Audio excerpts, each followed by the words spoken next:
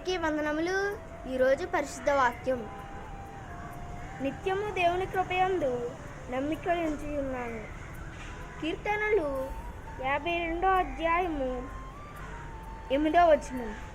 అవును, ఈ వాక్యం ద్వారా దేవుడు ఏమి చెప్తున్నారంటే, దావీదు దేవుని కృపయందు నేను నమ్మిక ఉంచి ఉన్నాను అని చెప్పి ఉన్నారు.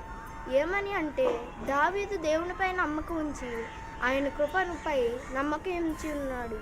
అందుకే మనం కూడా దేవునిపై విశ్వాసం ఉంచి ఆయన కృపయందు నమ్మకం ఉంచితే మన అనారోగ్యాలు, అవసరతలు తీర్చబడతాయి. ప్రార్థన. స్తుతి స్తుతి స్తుతి స్తుతి ఏసయ్యా, ఈ వాక్యం చదువుచుండగా మీరున్నందుకు వందనాలు ఏసయ్యా. ఈ వాక్యం వినిసిన వారిని దీవించండి. ఈ వాక్యాన్ని వాళ్ళ జీవితంలో నెరవేర్చండి ఏసయ్యా. వాళ్ళకున్న అనారోగ్యాలు స్వస్థపరిచి మీ మీద మీ కృపయందు ఏసయ్యా నమ్మకం ఉంచి ఇలా చేయమని ప్రార్థిస్తూ నజరేయుడైన యేసుక్రీస్తు నామములో అడిగి వేడుకొనుచున్నాను పరమ తండ్రి. ఆమేన్. ఈ వాక్యం మీ జీవితంలో నెరవేర్చబడును గాక. ఆమేన్.